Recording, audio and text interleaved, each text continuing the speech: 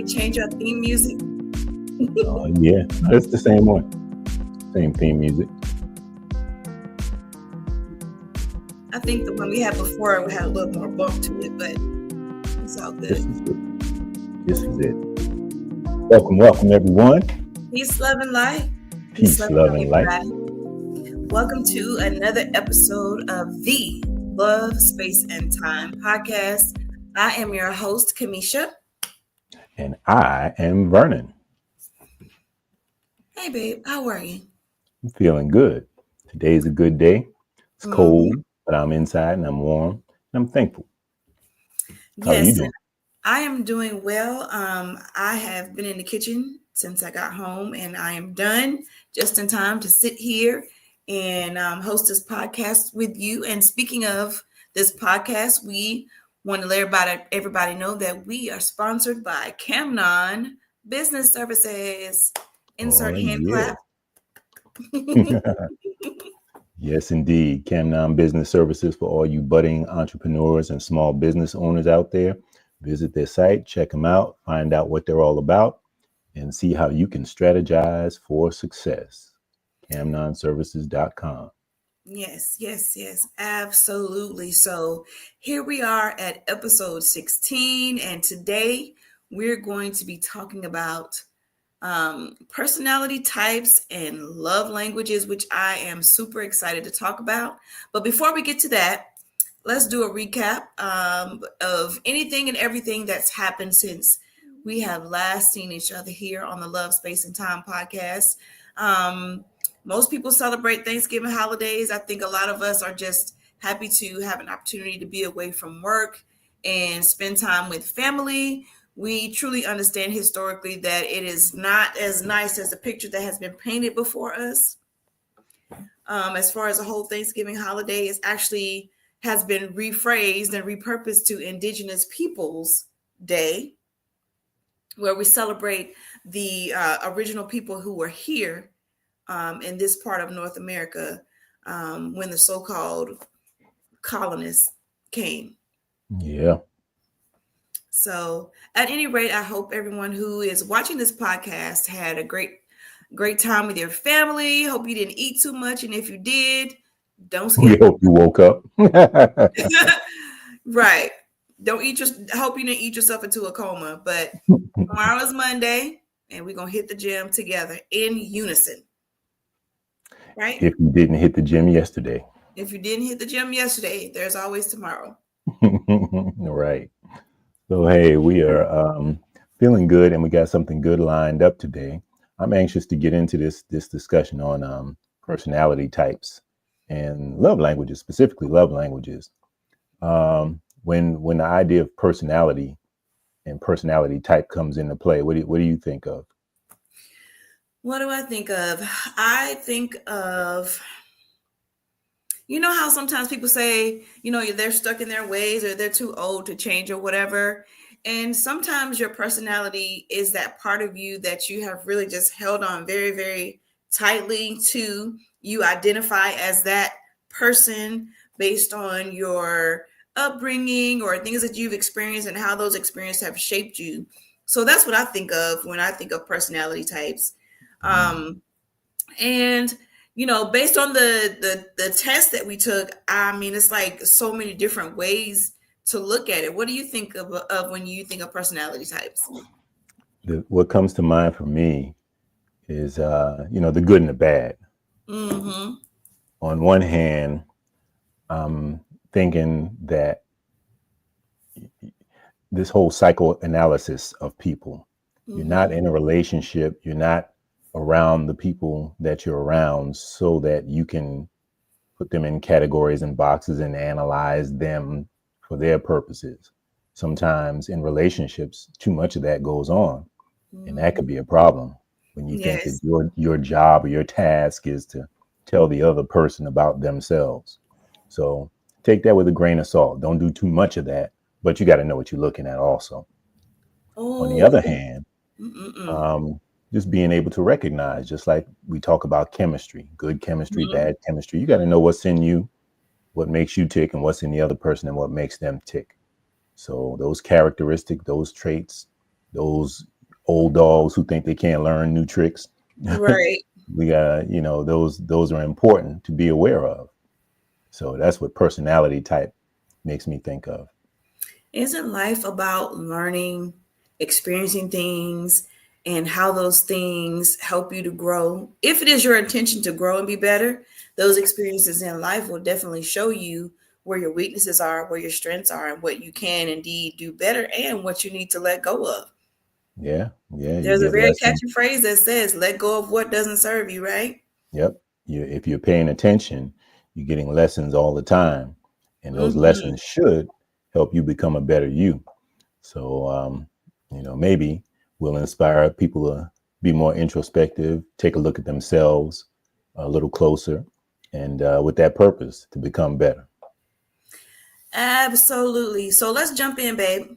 We're on that. I'm going to put the website in the chat so people can see what exactly we're referring to.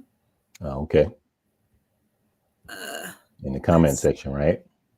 yeah, I'm going to go. Ooh, looks like I got to do a little work to even get And I into it. think for the description of this episode, we're going to include those links uh, to those resources. Also, these are resources that you can go to for the purpose of either taking your own personality test or finding out where and what your love languages are, or just a straight personality quiz. There's 16personalities.com. There's also, what is it, lovelanguages.com? Um, yeah, fivelovelanguages.com. 5lovelanguages.com. That's what it is. 5lovelanguages.com. And there's also, this link says it's mypersonality.net. Yeah, and there's a quiz Right. on there. So you can check all those out. We'll have those links down below in the description. It's good. It's fun. We consider it fun to learn different aspects about ourselves. Nobody's, single faceted. Nobody's one dimensional. So we like to take multiple quizzes and tests and assessments like these because they just show us different Different parts of parts of ourselves. And yourself. in many cases, they Kinks. start they start affirming each other. We starting to see where they're overlapping and starting to give us, Yes. the same pictures. Oh, that just reminds me of I was listening to Dr. Neil deGrasse Tyson talk last week, and I posted this on my social media, and he was talking about when he's with someone, his idea of being in a relationship with somebody is having enough areas of overlap so you have a sense of commonality, but then also having things that you don't have in common so you can learn and grow from each other and the experiences that you have with each other. Yeah, yeah. I If you wouldn't just want to spend be all with your time somebody. looking in the mirror, there's something that you're going to miss. Exactly, exactly. Okay, so let's jump into it. So we're gonna talk about the first personality, and it looks like there's different aspects even of each personality. And I'm on 16personalities.com. The first one is analyst, intuitive and thinking personality types, known for their rationality, impartiality, and intellectual excellence. So you have the architect, the logician, commander, and debater. Did you do yours already, Vernon? I didn't do mine yet. I I'm gonna didn't do share mine mine. at the end once we talk Hey, about. how long does it take to go through? Maybe I should do mine right now. Mm, I'm not sure. Maybe I'm not sure because I did mine a while back, and I don't remember how long it takes to go through it. okay. This is Um, similar. For those of you who are familiar, this is similar to the Myers-Briggs assessment. A lot of time, workplaces, your workplace, they rely heavily on this one. yeah, trying to Um, put you in a category to try to predict behavior. Good luck with that. yeah, you know, it would be better to use this to find out how well people work together and what people's natural inclination is, so that you can better find, what role they would flourish and thrive in. But Mm-hmm. that goes back to what I was saying in the beginning. When you try to use this type of information to assess or analyze somebody, Oh, and try to, whatever purpose that doesn't necessarily serve them, you might not get all the benefit out of it. that's where you But run I into think, problems. Yeah. But I think when you start to recognize these characteristics and traits, it gives you a better idea of the function and role people can serve in your life Mhm, and how mhm. you can best interact with them. If I'm with Okay. somebody who's loud, I'm not going to try to be loud too. Let them be loud. If they're loud and It's wrong, really then good. Loud and okay, wrong together. no. If you're going to be loud and wrong, I'm not going to be loud. So you're going to be loud and wrong by yourself. By yourself. Oh my gosh. Okay, so the next category is diplomats, and these are the intuitive and feeling personality types known for their empathy, diplomatic skills, and passionate idealism. Hmm. Next, after that, is the sentinels. Sentinels are observant and judging personality types known for their practicality and focus on order, security, and stability. And then last week we have the explorers. Explorers are the observant and prospecting personality types known for their spontaneity, ingenuity, and flexibility. Hmm. This So is those are the interesting. different categories. And I just gonna say, I want to say, go and take the quiz and see what your results are and see if you agree with what it says about you, what you know about yourself. What did I'm yours so come out curious. as? Hmm? What did yours come out as? Which four are Oh, you? I am the ENFJ. ENFJ. Hmm. ENFJ. I Okay. probably have it somewhere in my email. I could probably talk about it a little bit more, but that's what my results were. Interesting. So I'm gonna have to look those up and see what that's all about. ENFJ. Yeah, I want to encourage people to go ahead and go to that website and do your personality test and talk with your partner about your results. I think it's a great conversation piece. I really, really do. Absolutely. It goes beyond what's your favorite color, where'd you grow up, you know, what do you want to be when you grow up type of situation. Let's get into those personality types and how we see ourselves and then how we manifest ourselves to the world and how other people see us. What do you think about when? You know what? I don't know if there's personality types that clash. I I think that do. everybody can find the proper orientation, and if that just means you going in a total opposite direction than someone else, that just means, y'all on two different points of the same circle. Doesn't necessarily have to be that, that person is against you, or there's some philosophy that says that there is no enemy, there's, is only one force, it's all one, all that stuff.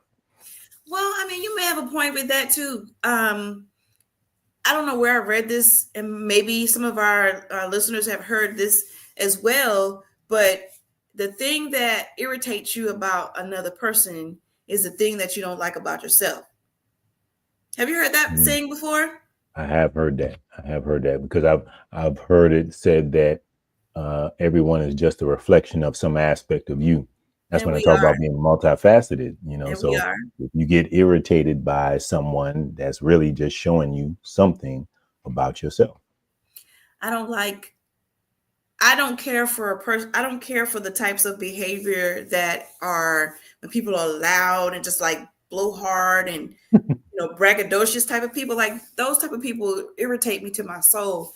And Mm, I don't think that I'm that way in general. I consider myself to be sort of introverted, not loud, but I can be really animated when I get around people that know me very well and I feel comfortable. mhm. You know what's interesting to me, when I took this the Myers-Briggs test a long time ago too, and they give you the spectrum, and you either fall somewhere in the middle or you fall to one side or the other. And Hmm. for most of mine, it was right down the middle. So when you talk about being an introvert versus an extrovert, I had a lot of introvert tendencies and a lot of extrovert tendencies. It's pretty much right down the middle, and nothing really varied, on either extreme. Hmm. That sounds about right for you. from what Mhm. I've learned so far. But you know, the thing that strikes me as interesting with that is, you know, I've heard it said, you know, we're introverts in an extrovert world, so you just have to learn how to adapt How and to be in adapt. those situations the way you need to be. So, And you know, that's it called is being fun. an ambivert, right? That's the term, ambivert. Yeah, Ambivert. I'm I gonna put forgot that the in the term. I'm gonna put this in the chat. Maybe somebody has never heard of that. And the ambivert, that's somebody who I guess, you know, you can't say, hey, this person is well rounded, or this person has situational awareness, high degree of emotional intelligence. You have to know, got to know when to hold them and know when to fold them. That's right. Got to know when to show your cards and when to put them up so people can't see what you're working with. There you go. There's a time and place for everything. It is exactly that. Okay, so let's move on because we didn't want to be on time tonight. All right. And this is a much talked about subject, the 5 love languages. And Mhm. this was a book written by Dr. Gary Chapman Mhm. that kind of started the whole dialogue, which I'm really grateful for because, before this, I never would have thought to, categorize such a thing and say, this is the type of person I am, and this is how I like to show love or how I like to present myself to my partner. I'm going to put the link in the chat Yeah, for and so everybody who would much like to go since there. so much of relationships is based on communication. These love Mm-hmm. languages, the language, the way that we communicate, the most vital emotion and the most vital feeling in that relationship, Because that matters. You could be communication is not thinking that about what you say too, right? you could be thinking that you're saying something to the other person, and they You're just not not. getting it, or you're not actually saying it the way that they can receive it, or they Exactly. can think that they're listening to you and they think they're being as Attentive. compatible as they can be, but they just, you know, out in the part of field that they're in. Exactly. What I appreciate about you, Vernon, is you'll say something like, I'm asking you a question and you're not even listening to me or you're not even answering me. And I have to stop what I'm doing and be like, okay, where was my mind in that moment? Why didn't I hear what this man is saying to me? Because if the shoe were on the other foot and I felt like you weren't listening to me, there would be a problem. There would be a problem, There would huh? be a problem. So let's get into these 5 love languages. All right. So the first one is called acts of service. And this is the people whose actions speak louder than words. So it may be the strong silent type, but that strong silent type always got your back, always coming through with whatever you said you needed, or showing up even when you said you didn't need it, anticipating your needs and showing up with whatever it is. That acts of service. Next, we have receiving gifts. For some people, receiving a heartfelt gift is what makes them feel really, really loved. So that's the next one. And then we have quality time. This language is all about giving the other person your undivided attention. Next, we have words of affirmation. This language uses words to affirm other people. And then lastly, physical touch. To this person, nothing speaks more deeply than the appropriate physical touch. And I think the good thing about these is they go across multiple spectrums. Yeah, we're talking about romantic relationships, but there's the 5 love languages for family relationships also. There's the 5 love languages for your peers and your friendship relationships. And Mhm. there's the 5 love languages for your workplace. Because you can't be physically touching people all over the workplace, even though Okay. that may be somebody's language, maybe your language, and it may be the language of the people that you're dealing with, but there's an appropriate way to speak each language in multiple different situations. So these are very helpful in lots of situations when you're trying to find out what makes people tick and how you can best get the best interaction and results. Yeah, sometimes you definitely have to alter those love languages in your workplace. Maybe you can't hug everybody, but you can high five, you can elbow bump, you can fist bump. You can leave chocolate for your favorite coworker, or send flowers, or tell them they did a great job on their project or whatever they were working on. So it's That different don't mean ways. you gotta have a work husband though, or a work wife for people who, not talking Okay, about because you I was about to particularly. take that personally when you said that. Okay, No, it's I'm not glad about you you made personally. a I'm just saying this distinction. for everybody's listening.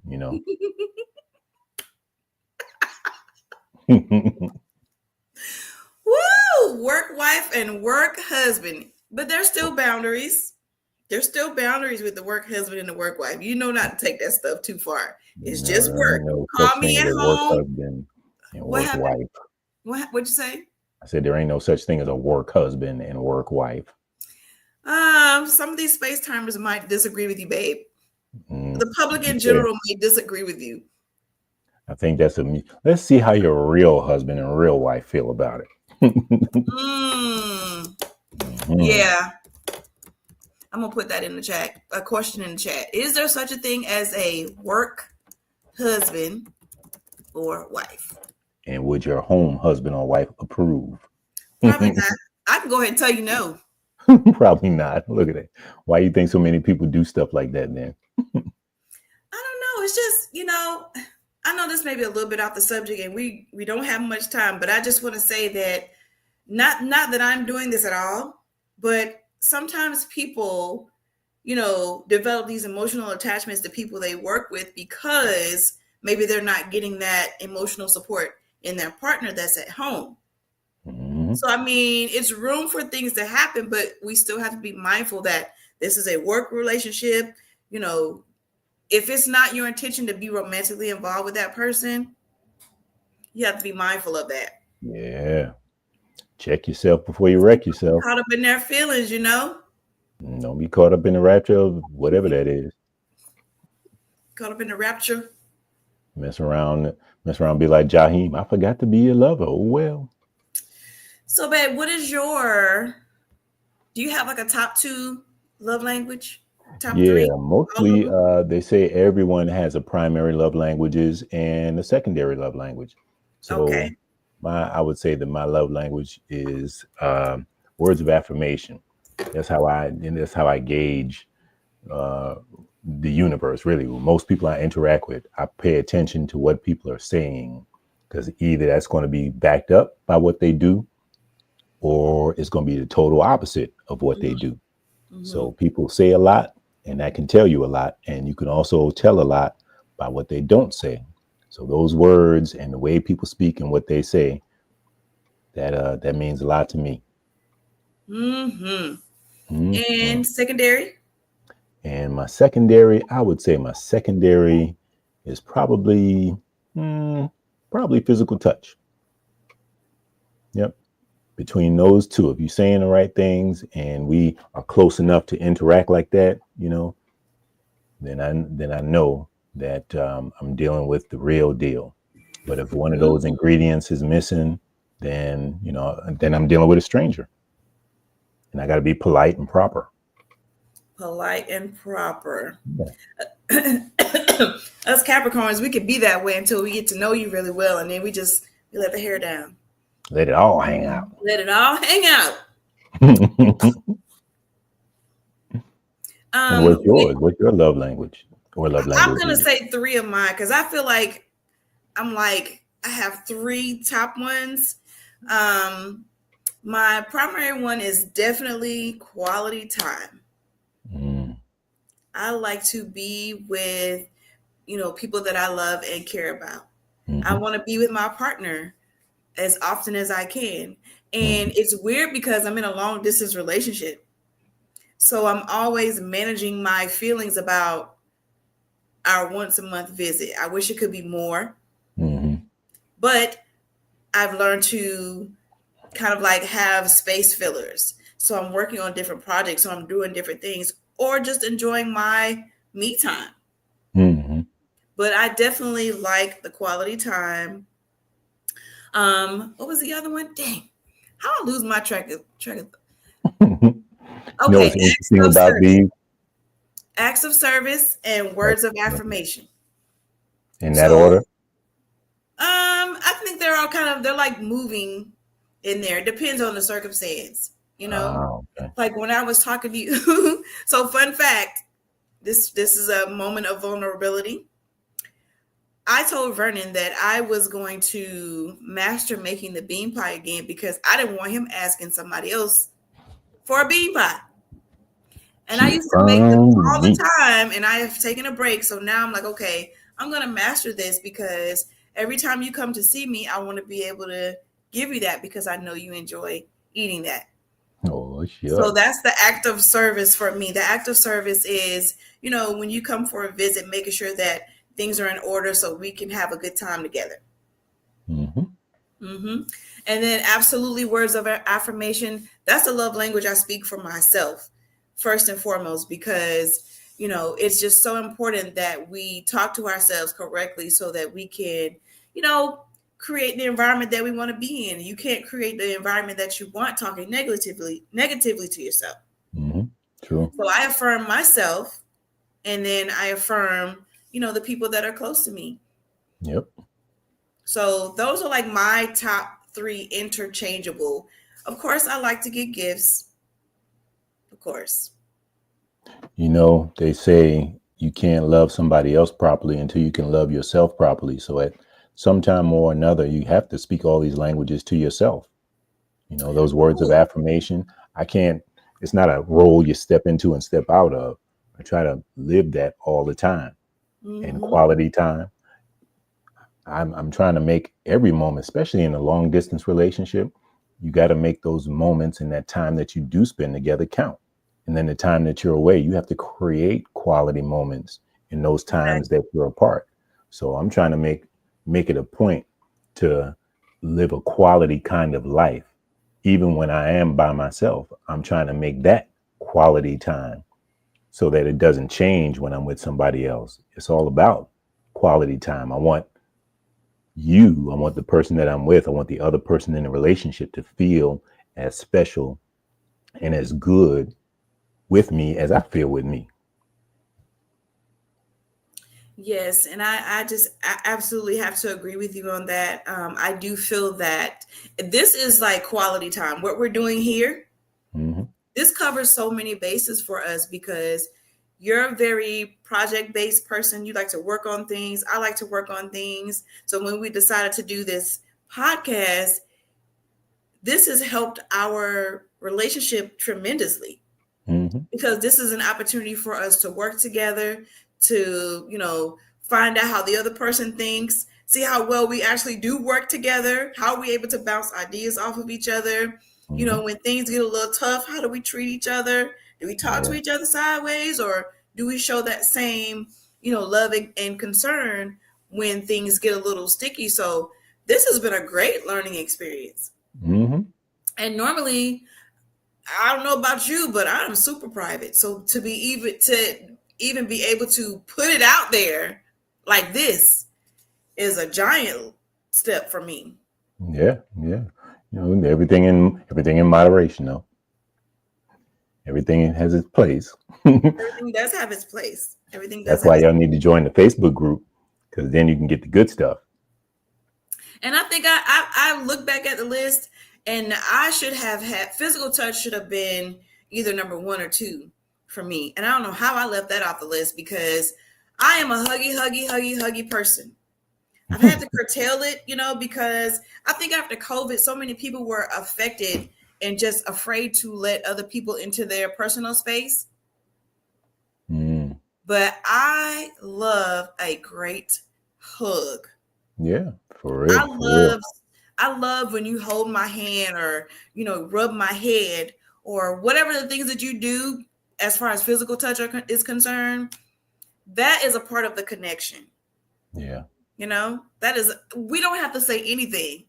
Just hold my hand or for sure. put your hand on my thigh or something of that nature so that the connection is there, even if we never say a word to each other.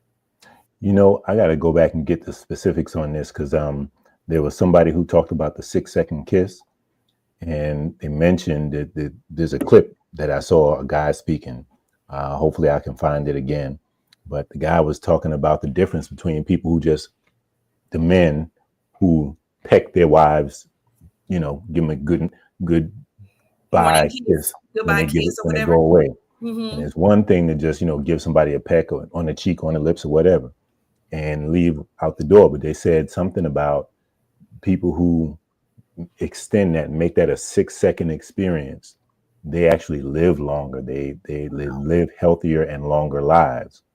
Um, how much longer, and you know how extensive that study was, I don't know. But There's a man, video going around on social media that demonstrates that. You see there's one where the lady is standing at the counter and she's looking at her phone, and the yeah. husband comes through and gives her a kiss and walks out the door. Hmm. And he was like, what it's saying is there's a difference between that little peck Hmm. than you actually getting that person's attention and holding them and just like embracing them in that kiss Hmm. and then leaving. Like, So that's imagine if you apply that principle to all of the languages, all of the ways to communicate. We start mm-hmm, to refine and improve our communication. So it's not just, okay, I spent quality time with you. Well, that's not a start and stop thing. it's That ongoing. should become a quality relationship. You know, Mm-hmm, well, I said something nice to you. Okay, well, I'm not asking you to affirm it like it's a check mark on a box or something like that. right. You know, the way I speak to you is how I speak to you all the time, because that's just the way I am. Mm-hmm. So, you know, that's another thing to think about with these love languages. If it's a difficult concept to grasp, these are a way of life, a way of relating to people. A way of relating to people as a coworker, a friend, A a family neighbor, member. a stranger. It's Mhm. okay to be nice to strangers. The Yes. world needs more of that, you know? How about that? You know, How about there was a lesson that COVID, that the whole experience of the pandemic and whatnot should have taught everybody. But some people didn't get the lesson. You know, when we had to stay away from one another, you would think that when we can finally come back together, there'd be a lot more civility. There'd be a lot more, you know, people operating from their heart or with their heart in the equation. mm-hmm. But you know, some people got the lesson, some people didn't. Yeah, we got to shake off that fear. Because, like we said in the beginning of this, we are reflections of each other. Hmm. And when you look at the next person, you got to remember that we're not separate from each other. We're reflections of each other. But, you know, All in the society same boat together. and the programming will have you thinking that we're separate. I'm Hmm. black. I'm black. You're white. You're whatever. And there's this wall of division when actually, no, we're not separated. On an energetic level, we're not separate. As far as I can turn, we're all in the same boat together. We on the same planet, Mother Earth. And if we destroy that, where we going? Mm, Mm, mm. mm. Yep, yep. So look, we are winding down. We got another section, another one of these resources to share.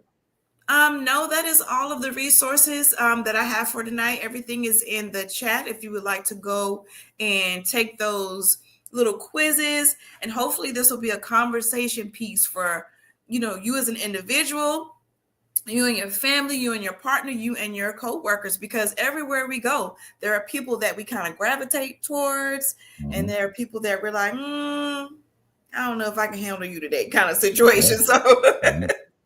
And think so about it. those Anywhere you go, you need to be able to read the room and as quickly read as the you can room. find out who's there. Is it good for me to interact with this person? Is this a person I should, you know, keep some distance in between me and them? You should be able to assess that for yourself. And the more you get into these types of personality assessments and learning about love languages and whatnot, and learning how to, you know, interact in the workplace or wherever you are, the easier life becomes. I think so. I think so. It doesn't seem so, you know, happenstance and coincidental. No, there's actually a pattern to Hmm. things. We just have to stop and look at the information that's being presented and see how you fit into that and begin to operate from there. It doesn't, and there is no coincidence. We are the way that we are for a reason. Yeah, For a for reason. sure. So I hope you all will dive into the information that's been presented there and talk to your partner about it. And it's a great conversation piece in my opinion. And it's not something that you just talk about for one time, but as you grow and learn each other, it's like a continuous part of the conversation. Hmm. We should never be stagnant in our relationships. We should always be talking about how we're going to grow and evolve together. Yeah. And you should always be, if you're living on purpose, then you're always making forward progress toward a goal, toward a desired outcome. So there's no room to get bored. There's no room for a relationship, for a healthy relationship, to get stale, because you're always working on making it better and getting to the best place you can possibly be and enjoying the journey. It's all about the journey of getting there. Absolutely. And on that note, we're going to come to the end of this podcast. We want to give a special shout out to our sponsor, Yes, indeed. Femnon Business Services. Thank you all for joining us. Thank you for tuning in. Spread the word. Let people know that we've got something good here. Of all the conversations we could be having on this day, we're having conversations about love, space, and time, peace, love, and happiness, interacting with one another from our best selves and on a best note, and reaching the highest vibration that we can. So like this episode, subscribe to the YouTube channel. That's where you can find us. If you're on YouTube, share. Search for Love, Space, and Time and hit the share button. That way, anytime we go live, typically we do this on Sundays, have a little brief conversation. We would love to hear from some of you who are in long distance relationships and hear about your experience with that. What makes it work? What makes it spicy? What makes it tick? How do you survive it? Did you survive it? What could have made it better? All that good stuff. So we'll get into that in future episodes. Right. So we look forward to seeing all the Space Timers this time next Sunday, God willing. There you go. Peace, love, and light, y'all. Peace, love, and light.